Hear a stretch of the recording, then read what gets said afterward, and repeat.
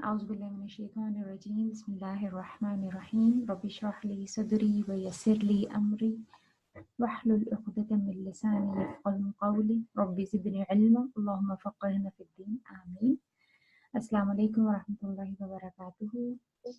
Walaikum assalam wa rahmatullah. How are you? I'm good, alhamdulillah. How was your long weekend? No, it was okay. Okay. So did you get a chance to read? No. No.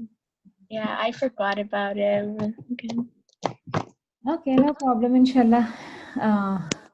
Looks like we will complete this surah this week, or might be today or tomorrow. And then we can, I will, okay. So after that, you guys will teach me. So it will be interesting then, inshallah. So let's start, and we have to start from the truth about Jude and Majud. So inshallah, Zoya, can you read the 2 paragraphs? Okay. The truth about Gog and Magog. Now, who were Gog and Magog? Where are they now? What did they do, and what will happen to them? Such questions are very difficult to answer with any degree of accuracy. Our knowledge of them is limited to what is mentioned specifically in the Quran and in authentic hadith. The Quran includes here a quotation of what Dhul-Qarnayn says, "Yet when the time appointed by my Lord shall come, he will make this rampart level with the ground. My Lord's promise always comes true." Verse 98. This statement does not specify a time. God's promise to destroy the rampart may already have occurred when the Tatars swept across huge areas, destroying whole kingdoms. Another mention of them is found in Surah 21, the prophets, where it is stated, "When Gog and Magog are let loose and swarm down from every corner, when the true promise draws close to its fulfillment, staring in horror shall be the eyes of unbelievers." Again, this statement does not specify a time for the promised appearance of Gog and Magog. The God's promise has come near to fulfillment, in the sense that the last hour of the day of judgment is soon to come. It is an accomplished fact ever since the time of the Prophet. In the Quran we read, "The hour has drawn near and the moon was cleft asunder." In God's reckoning, time has a totally different perspective from that of a human reckoning. The time gap between the moment when the hour becomes near and its actual occurrence may stretch to millions of years or centuries. Thus, human beings may see this as a very long period of time, while by God's standards it may signify nothing more than a blink of an eye. So what did you understand from this 2 paragraphs? That like the day of judgment is like, and it can be in like many years, or like it can even be like in just a couple of years. Though we might seem like it's a long time still, like according to Allah, it's like just like in probably like a second or even just a blink of an eye.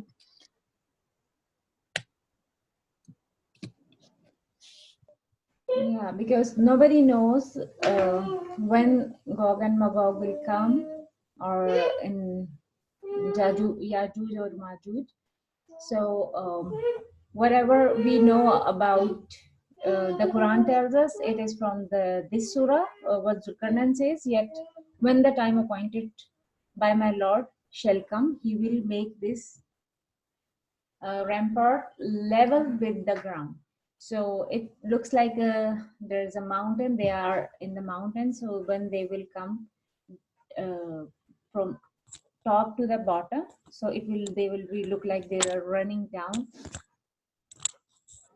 and they will come, and nobody knows when this time will come, but only Allah subhanahu wa ta'ala knows. And the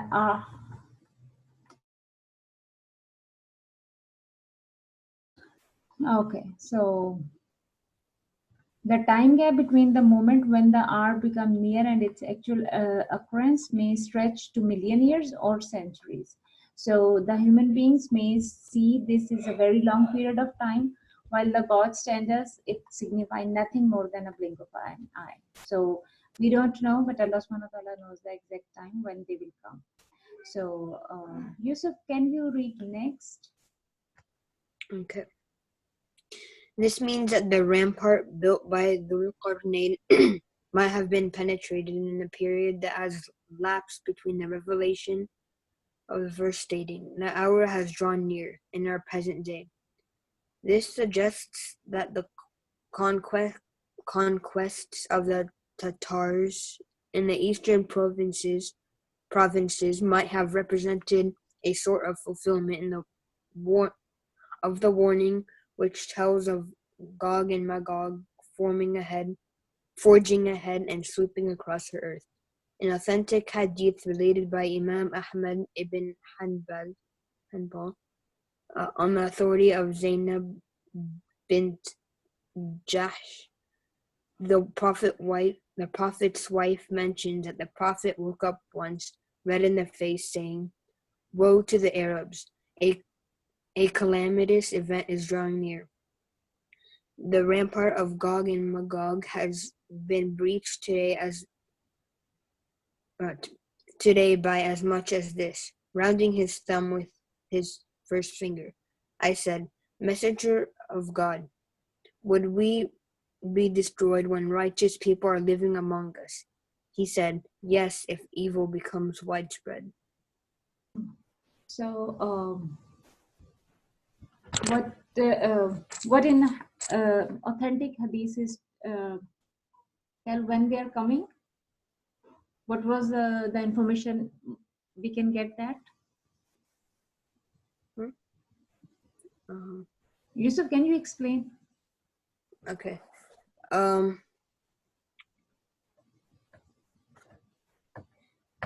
The rampart built by Dhul Qarnayn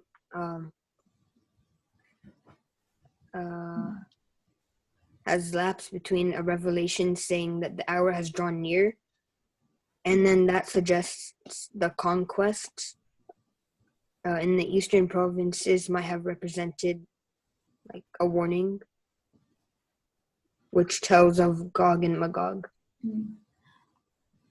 So the hour as drawn near means and our present day, that it is just very near to us. We don't know. It looks like if the 1400 years before the prophet said, and still it's not here, so it means it's not coming closer. It's not closer. No, but as we read before, that the God standard it may signify nothing more than a blink of an eye, because the time and the period is maybe calculated. Allah subhanahu wa ta'ala has calculated that, and which is very near according to Allah subhanahu wa ta'ala. But if we are going to count, it will look like to us that it's many years and it's very long, so we don't know. But Allah subhanahu wa ta'ala's knowledge says that it is the hour is near. So even it's the authentic hadith, you should remember that's Imam Ahmad bin Hanbal on the authority of Zainab bint Jahash. And who was Zainab bint Jahash? The Prophet's wife. Yes, she was the Prophet's wife, and she mentioned that one night when Prophet Muhammad sallallahu alaihi wasallam woke up in the morning, red in face, saying, "Woe to our calamitous event is drawing near. The rampart of Gog and Juj and Majuj has been breached today as much as this." As we make an hole with our round his thumb with his finger. So if you can make around with your thumb and finger, so it's like they every day. And what other information we have, that every day they scratch the wall whatever Zulkarnain created, and they made this much of hole, and they sleep, and they said, okay, we will dig more tomorrow and we will be able to come out. and they sleep, and at night it rebuilds, and one day they will say, inshallah, we will open this wall tomorrow, and that day they will come out. When will they say it? Allah knows. How would they say it? Okay, Muhammad, can you read next? The Prophet's dream occurred more than 13 and a half centuries ago. Of the conquest of the Tatars took place subsequently, destroying the Abbasid Caliphate. It was Hulagu who destroyed it, ending the reign of Al-Mustasim, the last Abbasid. Abbasid, like a Abbas. It's from the Abbas, the Khalifa. They are talking about that time. Khalif, this might have been the realization of the Prophet's dream, but true knowledge belongs to God. All that we say in this respect is by way of probability, not certainty. Yeah. So we cannot say anything about with surety. We just say, it's the probability. Like, we don't know anything for sure. So so what about the Juj and Majuj? What we read, that their time is not fixed, but their time is very close. So and we don't know when. It could be today. Yes, it could be today, and when it will happen. So we don't know anything. So next is deaf and blind. We are going to read our verses 99 through 101. So Javeria, would you like to read?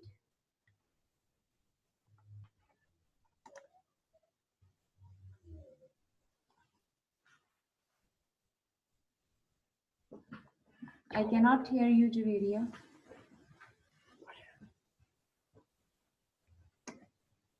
No, not even now. Okay, I'll go ahead. Deaf and blind. The surah follows the reference by Zulkarnain to God's true promise with the scene from the Day of Judgment.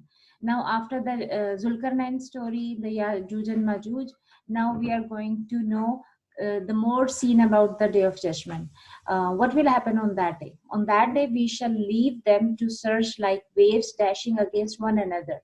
The trumpet will be blown, and we shall gather them all together, and we shall on that day present hell all spread out for the unbelievers who have turned a blind eye to my admonition and a deaf ear to my warning. Verse 99 of 101. This scene, now just imagine that scene. This is a scene showing a movement of huge masses of people of all colors, races, and geographical areas belonging to all generations, times after they have been resurrected and brought back to life. So from the life from Adam alayhi salam to the last person till the Day of Judgment, everyone will be there. They move across in a chaotic way, unaware of what is around them. They push each other like waves in the sea and mix like the surf raised in the waves. Then suddenly a trumpet is blown. They are gathered around us according to a specific order. The trumpet will be blown, and we shall gather them all together. Verse 99. Like, for if you can say that in a school or something, there is a siren comes.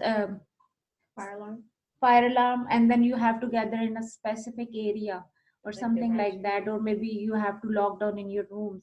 So that's so the trumpet on the Day of Judgment will be blown, and everyone knows that where they have to be gathered. We see also unbelievers who turned away from remembrance of God, as though their eyes were covered and their ears deaf. Now we see them with hell brought before them, and they cannot turn away from it as they used to turn away from God's guidance. On that day, option of turning away is not within their power. The cover over their eyes has been drawn, and they now see clearly the consequences of their deliberate turning away. This is a fair recompense. So, try to understand the people who do not accept Islam, who turns away from the remembrance of Allah subhanahu wa ta'ala, and those who forget the remembrance of Allah subhanahu wa ta'ala, don't pray on time, and anything like that, their ears will be deaf, they will not able to hear, or their eyes will be blind on the day of judgment. The surah provides symmetry between their turning away and their vision of hell as it is brought before them. The two actions are shown in contrast both in scene and movement. So as they refuse to accept listening the Quran or reading the Quran on this day, on the day of judgment, Allah subhanahu wa ta'ala will make them deaf and blind. The contrast is followed by a comment full of derision. Do the unbelievers think that they could take my creatures of patrons against me? We have indeed readied hell as a dwelling place for the unbelievers. Verse 102. Do these unbelievers think that they can choose from among God's creatures which fully submit to Him some who could support them against God? Can these give them help or grant them protection against God's might? If such thoughts are entertained by them, then let them experience the result of such self-delusion. We have indeed readied hell as a dwelling place for the unbelievers. Verse 102, this is an evil abode already prepared to receive them. There is no need for waiting. It is already to receive its unbelieving dwellers. So when we started the surah, we also read that the hell will be created just like the quickness, like the fast of the action, right? So at the end of the surah, again we are reading about the scene of the day of judgment, and the fire is ready for the unbelievers. So Tarim, can you read next?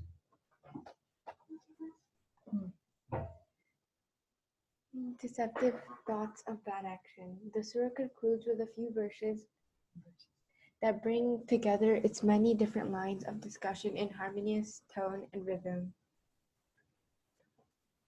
We have here three aspects which together sum up the whole theme of the surah. The first of these revolves around values and standards as they are reflected in deviant societies as they truly are. They relate to both actions and people. Say, shall we tell you who are the greatest losers in whatever they may do? It is they who labor in this world. In this world has been misguided, and who nonetheless think that what they do is right. It is they who have chosen to their disbelief in their Lord's revelations and deny the truth, and that they will meet Him. Vain will be their works. No weight shall we assign to them on resurrection day. So now the surah is concluding, and we are going towards the end. So what is here Allah subhanahu wa ta'ala is telling us? Okay, Yusuf, no problem. That we have three different aspects which together sum up with the whole theme of the surah. The first of these revolves around the values and standards as they reflect in deviant societies, as they truly are. What are those?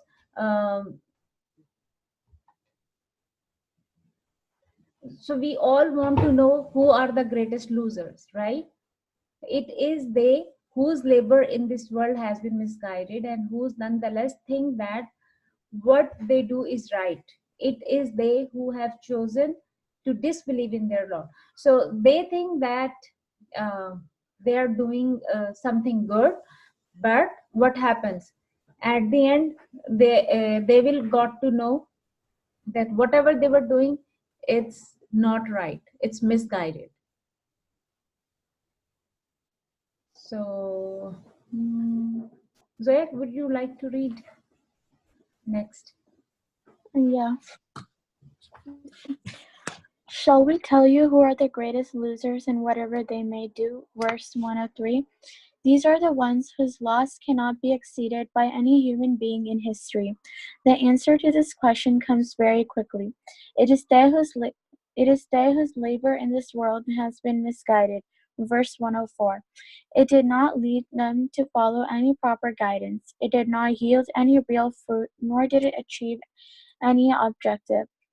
But these people nonetheless think that what they do is right. Verse 104. This tells how misguided these people are. They have no inclination that whatever they do in this world takes them further into error and is thus completely wasted. Hence, they continue spending their whole lives in such vain pursuits. Now the listeners are asked whatever they want to know who these people are. The question heightens their curiosity, holding the attentions of everyone within hearing range. Then, when everyone eagerly anticipates the information, the identity of these unrivaled losers is revealed. It is they who have chosen to disbelieve in their Lord's revelations and deny the truths that they will meet him. Vain will be their works. Verses 105. The linguistic sense imparted by the Arabic term habitat, describing their actions as vain, is derived from a very special case. It is that of an animal feeding on a poisonous grass, its belly swollen before it dies. The same is the case with the actions of those who are misguided. They grow and seem fair and rewarding, but the fact is that they come to nothing whatsoever. So, who will be the biggest loser, the greatest loser? The disbelievers. The disbelievers. And the people who think they are doing right, but they are doing wrong. What does it mean? Like, if it looks like, I can give you an example of your school because we can relate to what we are experiencing. So you are doing all the work, but your partner will take credit of it. Okay, I did that, I did that thing or something like that, and you are like, oh, I did everything, and my partner is saying that he did everything even though he did not do anything. So he is thinking that he is doing right or she is doing right, but at the end, uh, all the reward is in the vain. Like, he will not get any reward in front of Allah subhanahu wa ta'ala. In this world he can deceive people, but he cannot deceive Allah subhanahu wa ta'ala. So we should be very careful, and the people who don't believe in Allah subhanahu wa ta'ala, they definitely will be the greatest loser. It is that of an animal feeding on poisonous grass, its belly swollen before it dies. The same is the case with the action of those who are misguided. They grow and seem fair and rewarding, but the fact is that they come of nothing whatsoever. So whatever you do in your life, even it's school, you're doing something in school property or some the school homework or something at home or at masjid or anywhere, just think whatever you're doing, it's good in front of Allah subhanahu wa ta'ala as well. It's not good for in your eyes or in the people's eyes, but it is good in front of Allah subhanahu wa ta'ala as well. Okay, so no word shall be assigned to them on resurrection day. So whatever the task they are doing, because they are not doing anything, they are just taking credit from others. So no weight shall be assigned to them on resurrection day. So they will get nothing. Verse 105. Thus, they are shown to be worthless, having no values in the scale of true standards and principles. This is their condition on resurrection day, but they only have requital they deserve. That will be their reward, hell, for having rejected their faith and made my revelations and my messengers a target of their mockery. Verse 106. Contrast in the scene is given by showing how the believers fare and what their values score on the true scale used on the day of judgment. So the first we saw that the disbeliever will have nothing on the scale. Whatever they are doing, they think that they are doing it right. And on the resurrection day, whatever they did in this dunya, they will get nothing on the day of judgment. So now we are going to learn about the believers, how the believers will be their task will be um, the how the believer will be treated on the day of judgment. But those who have faith and do righteous deed shall have the gardens of paradise as their dwelling place. Therein they will abide, and never will they desire any change to befall them. Verse 107, 108. This abode in the gardens of paradise is contrasted here with the other abode in hell. The gulf between the two is colossal. So there's a big difference. The one is in the hellfire who disbelieve, and the other is in the paradise, the garden of paradise, who believe in Allah subhanahu wa ta'ala. So just remember the believing on Allah subhanahu wa ta'ala and being a Muslim, it's the biggest blessing of your life, even though you are a Muslim by birth. Even though you have to be very thankful on this. Give me a minute.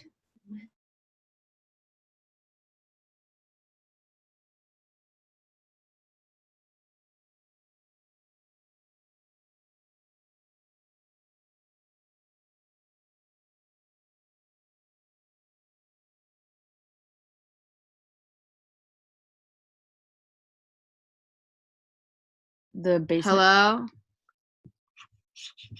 Hello? My Wi-Fi sucks so bad.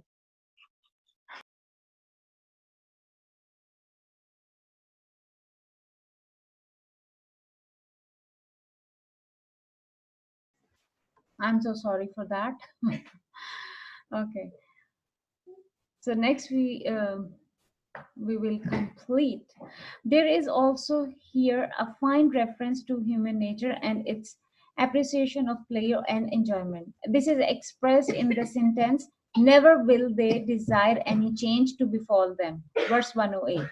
We need to reflect a little on this statement, which assures us that the believers are to dwell in paradise permanently. By nature, however, human beings are bored with any state that continues ad infinitum. When they are satisfied that the blessing they enjoy are permanent, they are no longer keen to preserve them, seeking changes instead.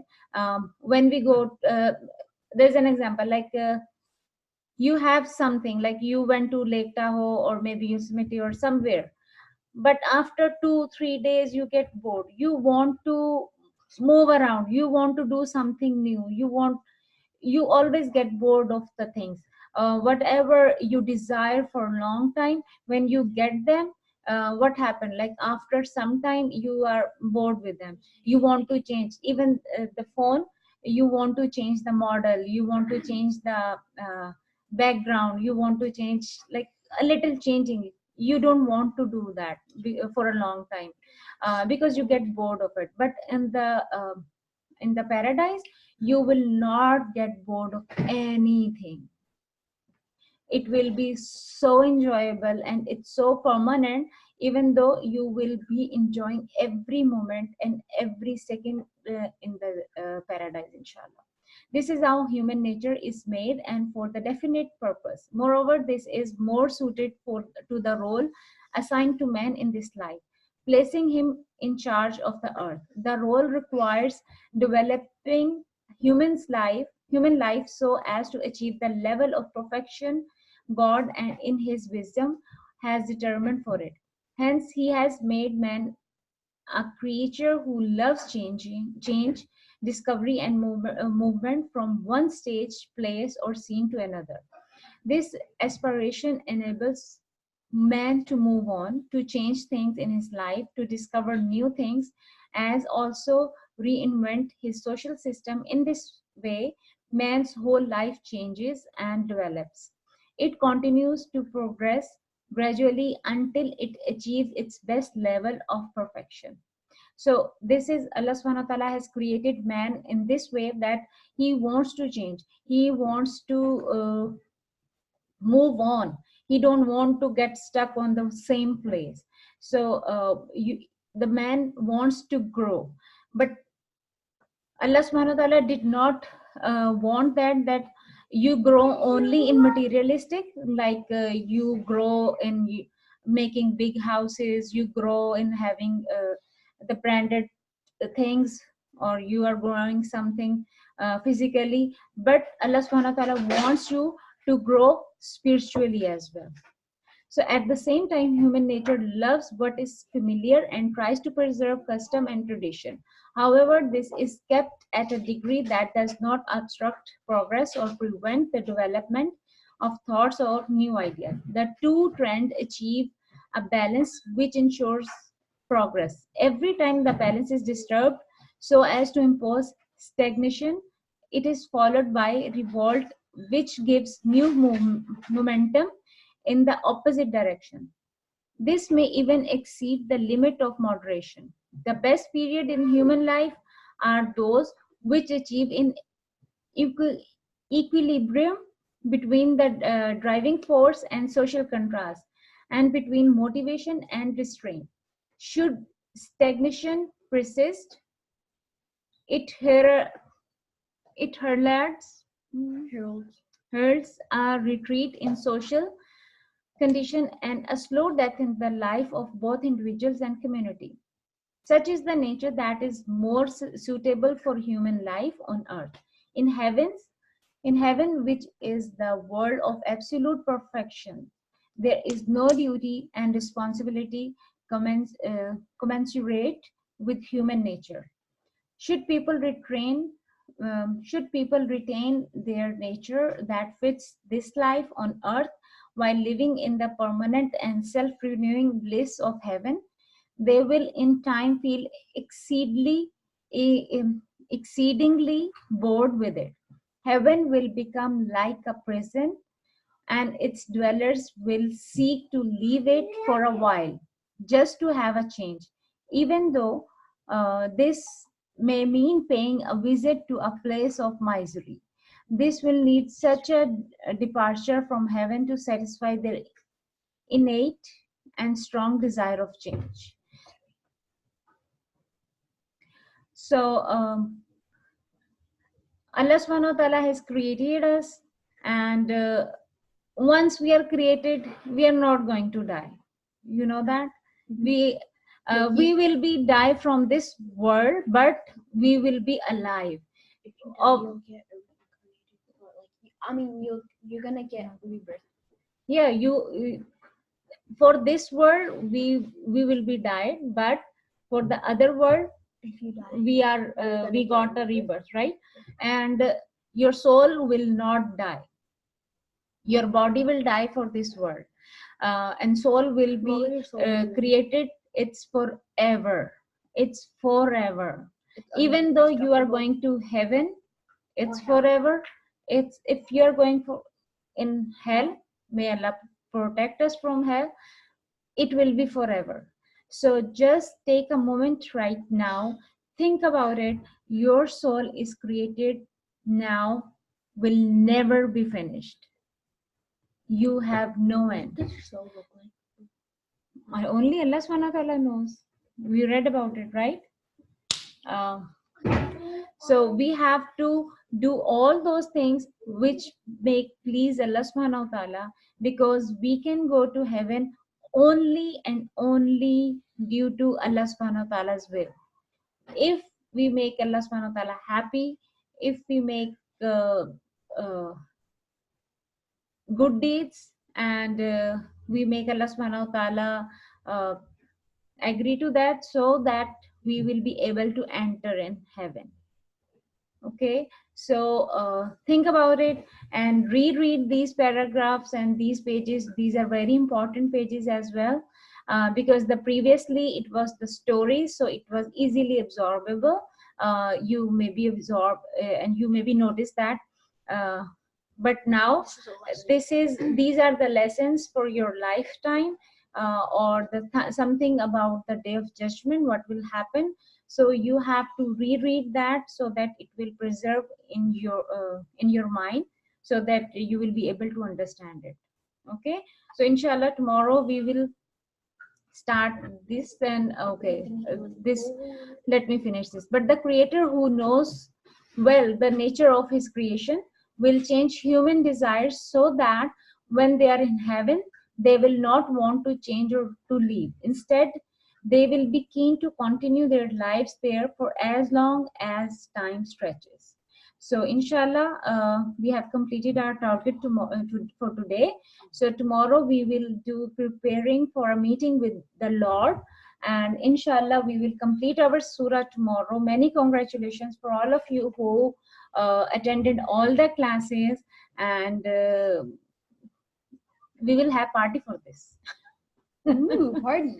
So let's meet on Friday or Saturday. I think Friday. If we can meet on Friday, it will be good for everyone. So I'll talk to your parents, mother. So inshallah, if we can arrange a meeting on Friday after school, so it will be good. We will have a party for this on completing the surah, and from the next week, I will explain how we will reread that again, inshallah. What are we gonna do? Okay. Can you explain what? Okay. Subhanakallahumma wa bihamdika ashhadu an la ilaha illa anta astaghfiruka wa atubu ilayk. Assalamu alaikum wa rahmatullahi wa barakatuhu. If you guys have any question, you can ask me.